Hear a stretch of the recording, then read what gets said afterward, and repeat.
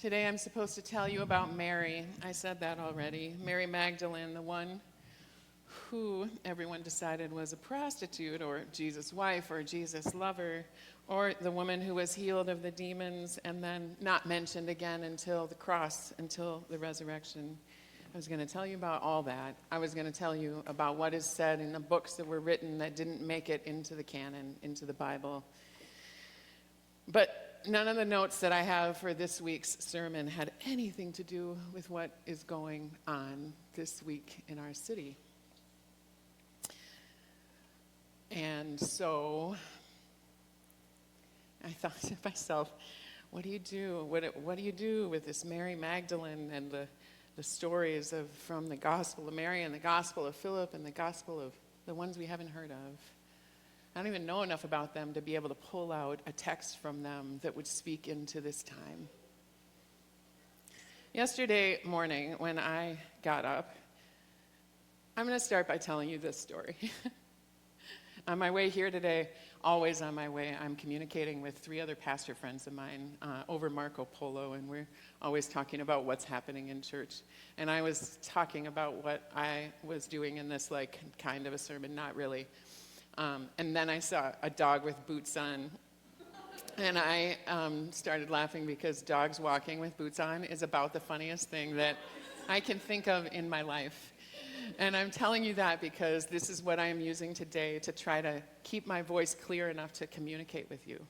And so I'm going to, if you occasionally you hear me say, dogs with boots on, that's what's going on. That's my tool for trying to communicate today. I know you're all okay with me crying. I just want to be able to get through being able to tell you what I want to say. And that's why we will come back to dogs with boots on.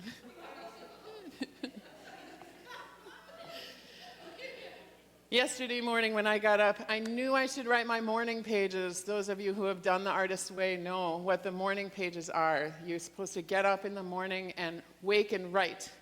Write as soon as you get up so that nothing in the world is polluting your dreaming brain, so that you're not affected by other people's thoughts, so that you just have what is in your own mind to write first thing in the day and get it all out on the page.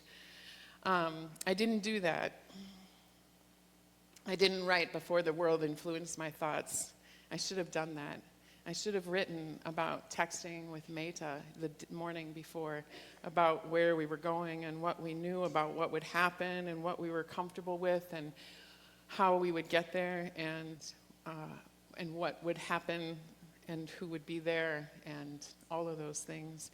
I should have written about the negative 20 degrees and putting on the wool long underwear and the 2 pairs of socks and the lined pants and the base layer and then 2 wool shirts and then a fleece vest, and then 2 neck gaiters, and then 2 pairs of mittens. I should have written about and a lawyer's phone number written on my arm just in case things went further south than I intended for them to. I should have written about how we got dropped off, not sure how long we would stay, and how our ride waited close by. I should have written about seeing the mass of people with the stoles on the sidewalk near the parking ramp at the airport, walking back and forth on the sidewalk, stoles to mark ourselves as clergy, or whatever other marker it is for people of other faith who were there over all of those layers.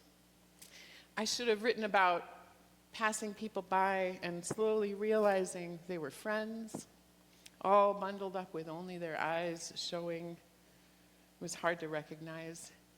It's Anna. And then hugs, and how we smiled with our eyes again like it was 2020. I should have written about walking and the singing and the praying and the moment when we moved out into the street, which we didn't stay in for long, the moment that they asked us to go back, and the ones who did and the ones who didn't, the ones who knelt in the street. I should have been written about standing in that line. John, can I have the remote? Thank you. I just need this. Oh. I updated the wrong slideshow, apparently. That's too bad, because there were also pictures of dogs with boots on. Oh, well, okay. We'll get this stuff figured out someday. I should have written about walking and singing. I said that already. The ones who knelt in the street. I should have written about standing in that line, looking at them on the sidewalk, looking at my colleagues while we sang together, while they were arrested and loaded onto a bus. I should have written about how we made it 1 hour before we were sure our toes were going to fall off, and then we went home. I should have written about the thousands of people posting on Facebook later on in the day, many of you. And at the marches downtown, 15,000 people, I hear. People protesting peacefully, joyfully even, with joyful resistance. I didn't write all that. Instead, I got up and I scrolled, the thing I told you not to do, right? I scrolled and scrolled, checked Signal messages, checked WhatsApp, and that's when everything changed. I should have written it because when I did write it, all the solidarity that was present the day before, all of the resistant joy was changed and colored by the gunning down of another person just up the road on Nicollet, who looks like he was trying to protect someone else from being sprayed. He was killed by federal agents. His name was Alex Preddy. He was a nurse, an ICU nurse at the VA, and a beloved child of God.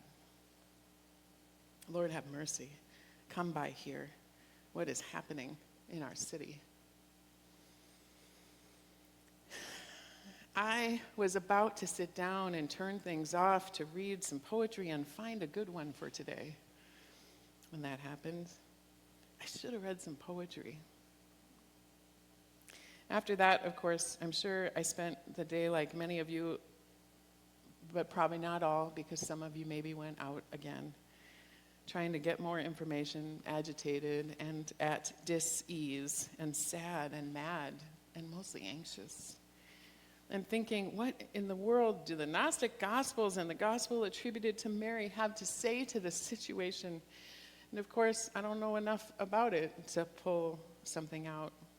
And beyond that, it takes so much explaining to get there, since they're not our texts. So I pondered about Mary Magdalene. Mary, who shows up one time in that list of women we heard last week, who supported Jesus' ministry, and then is all over the accounts of the death and resurrection in every single gospel. She either watched from afar or she was right under the cross, depending on which gospel you read. Mary, who it turns out is one of the people who shows up in a crisis. My friend Ingrid did that. I've talked about Ingrid before. She's from that church, Holy Trinity, down by the Hook and Ladder Theater off Lake Street, which is where we used to meet. Some of you worked with me back in 2020 with all of the mutual aid that happened during that summer. Ingrid is always there. Ingrid got arrested. I had pictures. Her message yesterday when the clergy friends of mine were texting and we just found out, I'll go. I'll just put on the same clothes as yesterday. Like Mary Magdalene, who stayed at the cross. Whether from the distance or close up, she was always there. The first one to wake up on the third day and go to the tomb and find it empty. For sure, the scenes around Mary Magdalene in those accounts, in those moments, were as chaotic as we saw outside Glamdoll yesterday. For sure, there were people on every side. Stories being told about what was true, what he did, what he was accused of, who he was. For sure, there were tears and confusion and chaos and fear. The disciples all locked in an upper room wondering if they would be next. I wish we knew what happened to Mary after that. She's all over those, and then she's never mentioned again in any text that we have after the end of the Gospels, which is a little hard to believe, not in Acts and not in any of Paul's letters. She does show up in some other books later on, but they were all written really late. Maybe we'll get to that next week, who knows. This isn't really a sermon. I just got to tell you my story and what was on my mind yesterday, but you all have a story too, and I think at least most of you need to tell it, probably not everyone. So I'm going to give you a little time to talk to the people around you. I hope you'll talk to someone who isn't someone you came with, and I hope you'll make sure that everyone has a conversation partner in this room. And I want you, and then a couple other rules. This isn't a requirement, A. You can say, I'm going to pass for now.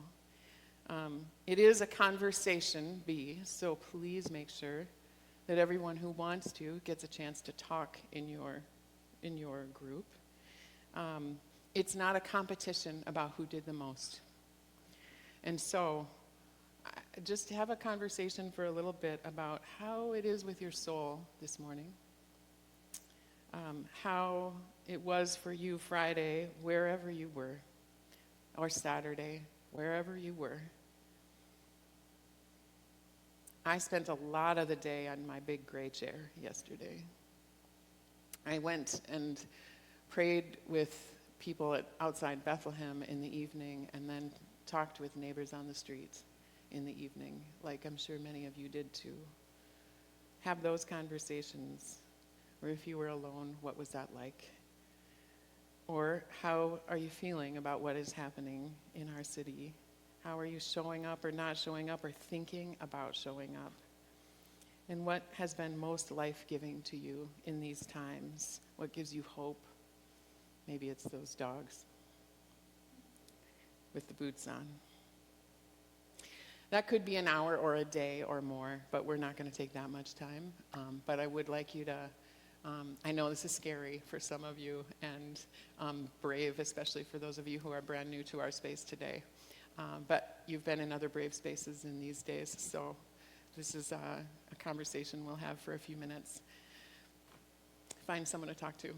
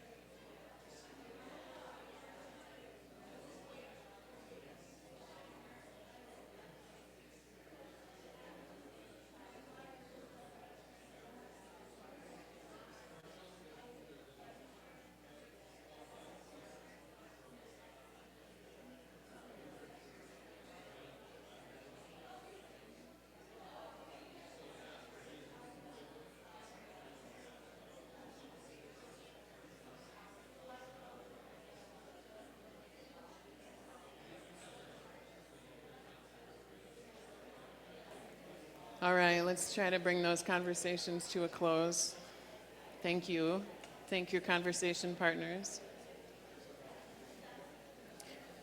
You have more. I have more. Yeah.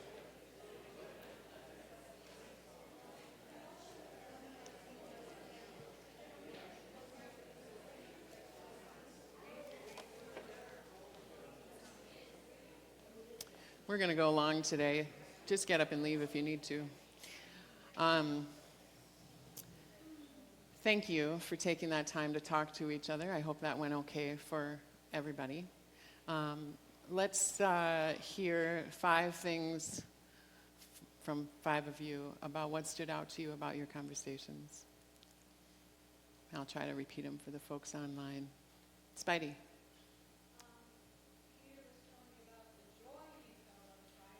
Yeah.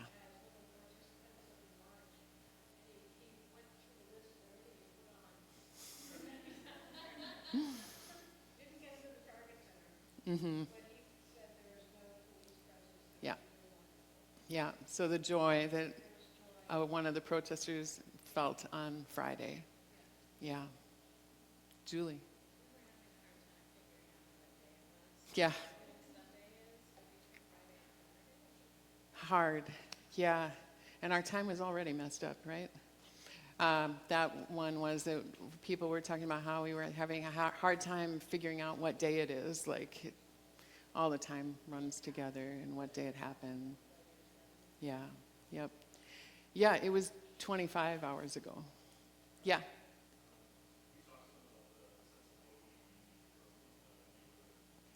Yeah, good. Where were you? Great. Great. So that one was talking about the sense of solidarity and community and hope in the gatherings around candles last night. Bev? Oh. Oh.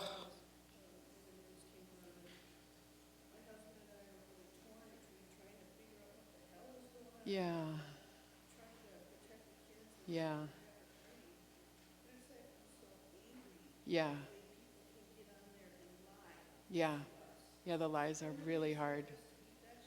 Yeah. Yeah. I have no idea. I'm picturing them in history books and what it's going to look like, and I hope I get to write them.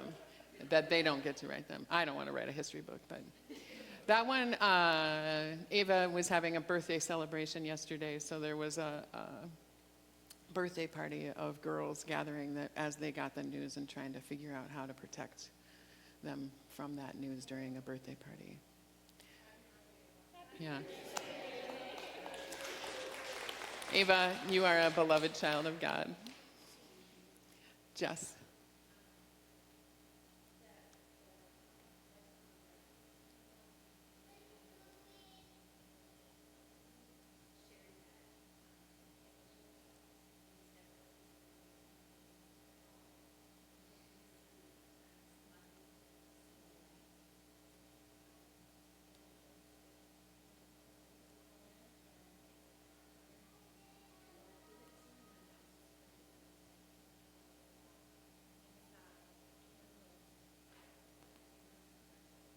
Mm. Mm.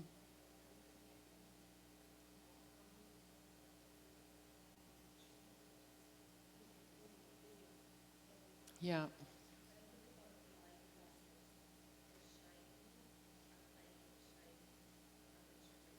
Yeah. Okay, so a little bit of that.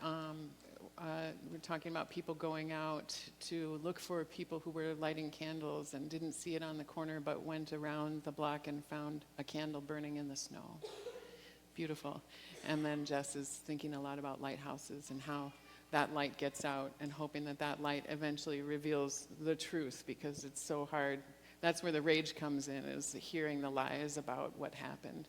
One more, Catherine.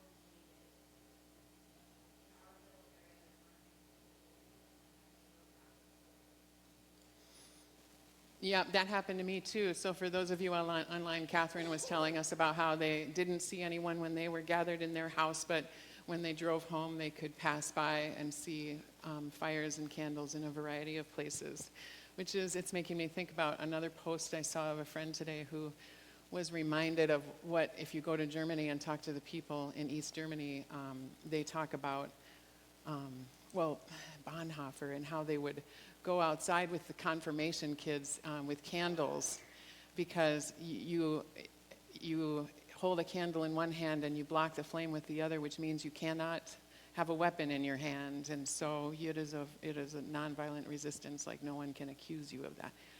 Which, there we go with yeah. I guess one thing that we've learned is that we're going to be in this for a while, and we'll need each other. And we'll need to find our lane to do the work that makes sense for us. Spidey would like people to stick around and have more conversation after church. Okay. Yeah? Yeah?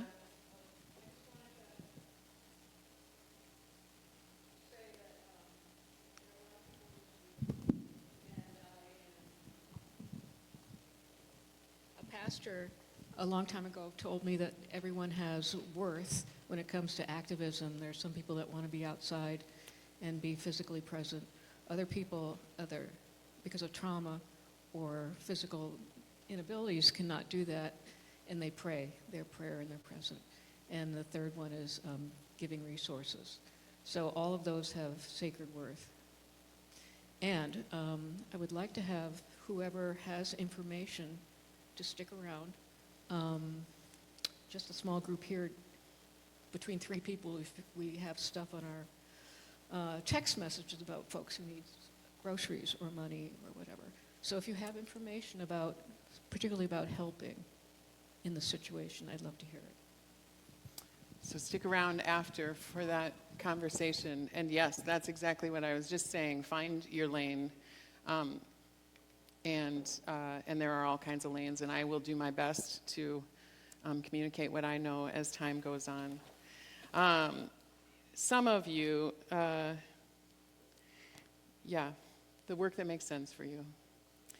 Some of you saw my post on Facebook, so you know some of this that I'm going to read, so just relax.